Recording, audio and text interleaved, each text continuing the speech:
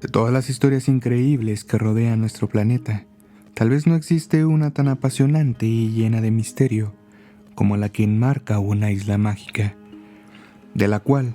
se desarrollan muchas leyendas que alientan a que una civilización muy avanzada en todos los sentidos habitó este mundo. Y pese a que no existe una prueba irrefutable que pueda confirmar su existencia,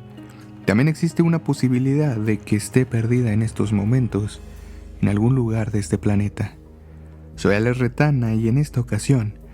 trataremos de encontrar aquel sueño de Platón,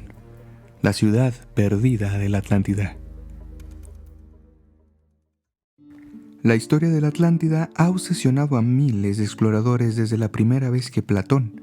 dio a conocer su existencia hace ya más de 2000 años, en donde la describe como una ciudad hermosa que te pudiera recordar a Venecia. Una ciudad con una plaza luminosa, rodeada por canales por donde circulaban embarcaciones que transportaban todo tipo de mercancía de gran valor o belleza. Para Platón, la Atlántida era una isla de ensueño, gobernada mitológicamente por Poseidón, el dios de los mares, y poblada por una sociedad poderosa en el arte de la guerra y con grandes ganancias en el comercio. Pero a pesar de que se tratase de una utopía de ensueño,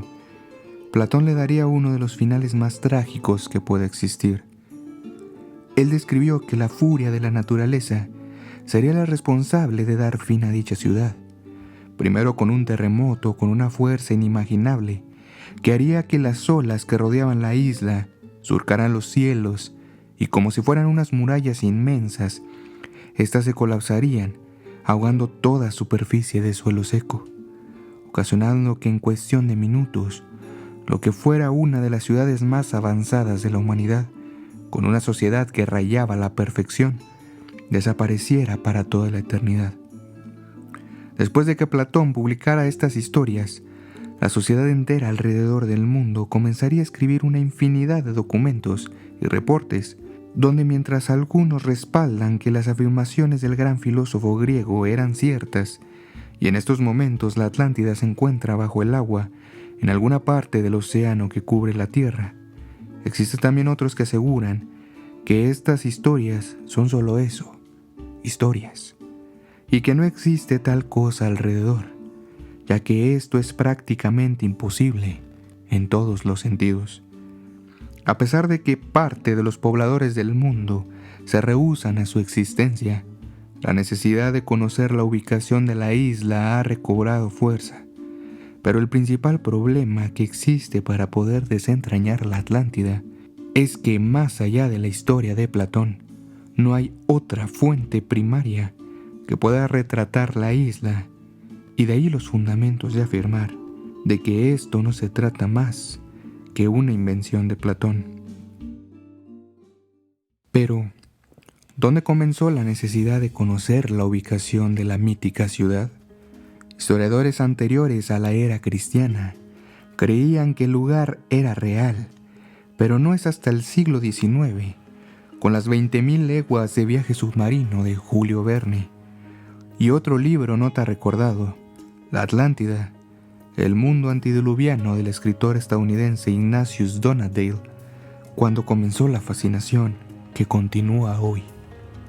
Aquí Donnadale sostiene que la civilización de la Atlántida no solo existió,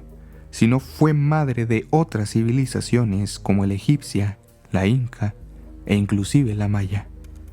Señala que la similitud en ciertas técnicas en la manufactura, además de la escritura en sus pueblos, no podría ser casualidad. En otras palabras,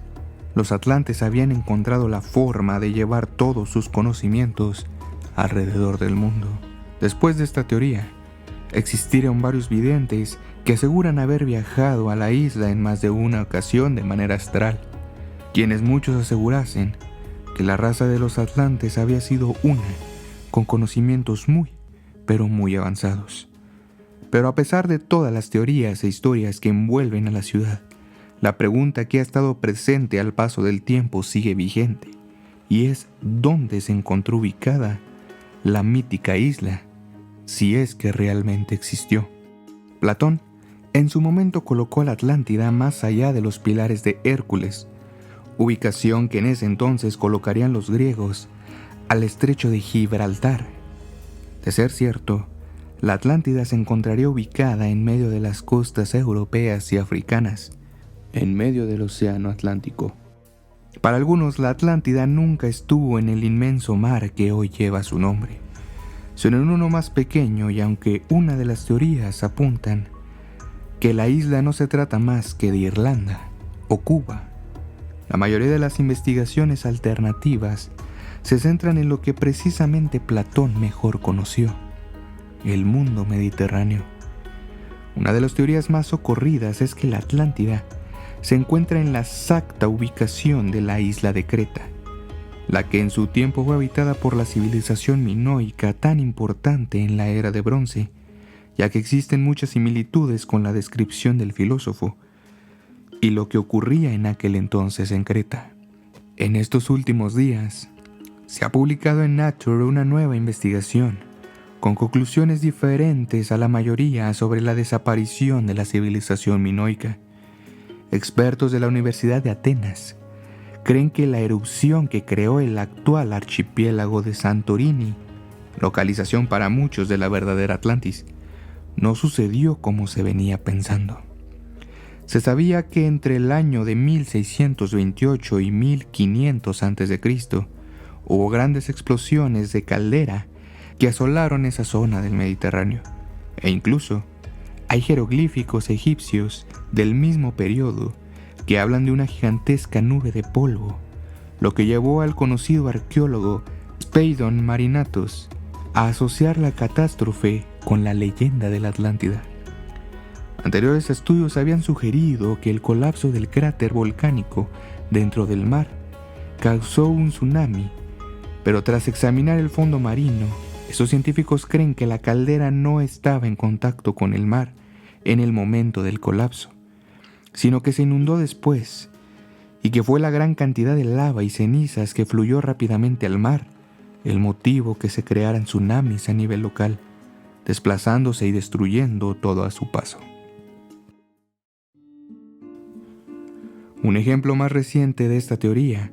se presentó durante la erupción del Krakatoa, en mayo de 1883,